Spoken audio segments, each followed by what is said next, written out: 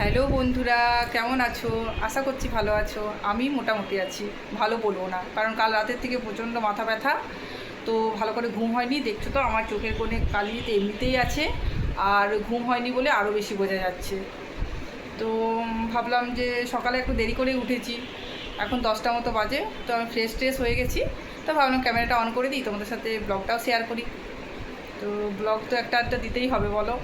তাই সানডে, বাড়িতে আছে বাবা মেয়ে দুজনেই আছে। মেয়ের তো এখন কদিন ছুটি, আমাদের তো বলেইছি আগের ব্লগে। তো মেয়ের সেই বৃহস্পতিবার দিন এক্সাম আছে, তো ও বাড়িতে আছে। আর সানডে বলে ওর বাবাও আছে বাড়িতে। তো সবাই ঘুম থেকে উঠে গেছে।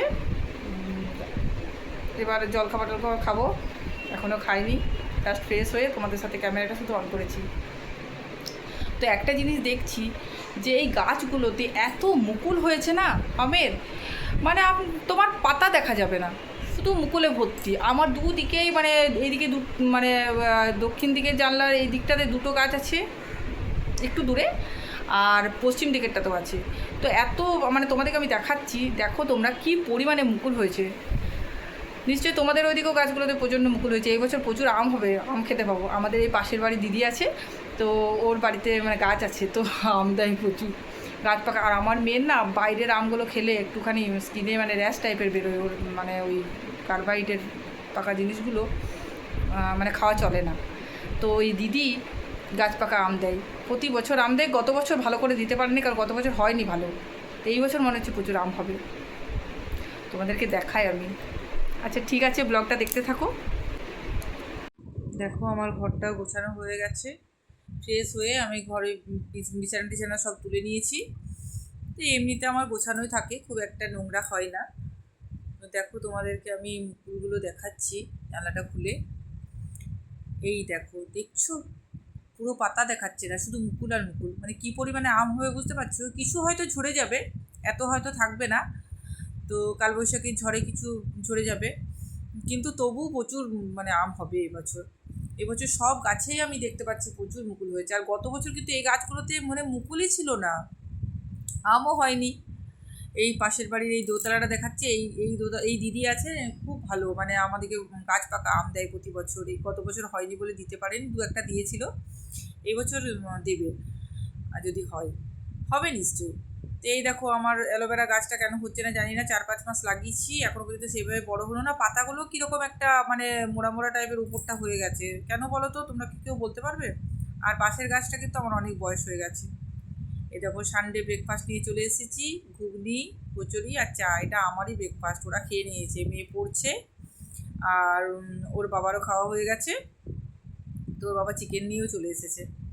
এই দেখো চিকেন নিয়ে চলে এসছে, সানডে স্পেশাল কিছু হবে। ও বাড়িতে থাকলে একটা কিছু না কিছু একটা হয়।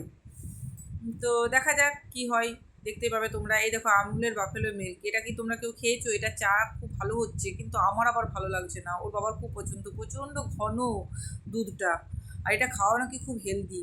কিন্তু আমার কেন জানি না ওই মোষের দুধ মানে শুনেই কেমন কেমন লাগছে। আর দেখছো সর পড়েছে, আমি কতটা সর তুলে রেখেছি, ভাবছি ঘি বানাবো। দেখি আরও কদিন আনুক, তারপর ঘি বানাবো। আর দেখো চিকেনটা ম্যারিনেট করে রেখে দিয়েছি, এটা এবার ওর বাবা রান্না করবে। তো এই দেখো কিছুক্ষণ পর 1 ঘন্টা মতো ম্যারিনেট করা ছিল, তারপর বাবা রান্না করতে মানে রান্না বসিয়ে দিয়েছে। আর ওই হাঁড়িটা দেখতে পাচ্ছ, ওটাতে কিছু একটা হবে। তো দেখো কি হবে, দেখতেই পাবে। এই দেখো কষাচ্ছে, কালারটা কিন্তু দারুণ এসেছে বলো। এই দেখো এবার বুঝতে পারছো কি হবে? হ্যাঁ তোমরা ঠিক ধরছো, চিকেন বিরিয়ানি হবে। ওর বাবা দারুণ বানায় বিরিয়ানিটা, তো বললো আজ সানডে, আজ বিরিয়ানি বানাবো। অনেক দিন বানানো হয়নি বিরিয়ানি, তো খেতেও ইচ্ছে করছিল। আর বাজারেরগুলো থেকে বাড়িরগুলোই বেশি ভালো লাগে। দেখো আমার কিচেনটা কিন্তু পুরো ক্লিন হয়ে গেছে, তো আমি বাকি সমস্ত কাজও করে নিয়েছি। তারপর ফ্রেশ ট্রেশ মানে স্নান টানও করে নিয়েছি। মানে আজ শরীরটা তো ভালো নেই, তো কিছু মেশিনে কাপড় দেওয়া ছিল, তো ভাবলাম তাহলে এগুলো ড্রাই হয়ে গেছে যখন, এগুলো মেলে দিই। তো আমার তো সেমি অটোমেটিক, তো আমাকে আলাদা করে আবার ড্রাই করতে হয়। অটোমেটিক হলে একসাথে করে দিলাম, হয়ে যেত। তো এবার জল ফেলতে হবে, আবার জল একটু মানে খাটনি আছে ঠিকই, কিন্তু এই মেশিনটা আমার খুব ভালো। সেমি অটোমেটিক আমার মনে হয় মানে অটোমেটিক যারা ব্যবহার করে হয়তো তাদের ভালো লাগে, কিন্তু আমার সেমি অটোমেটিক ব্যবহার করে আমি কিন্তু মানে স্যাটিসফাইড। সেমি অটোমেটিকে মানে তুমি নিজের মতো কন্ট্রোল করতে পারবে।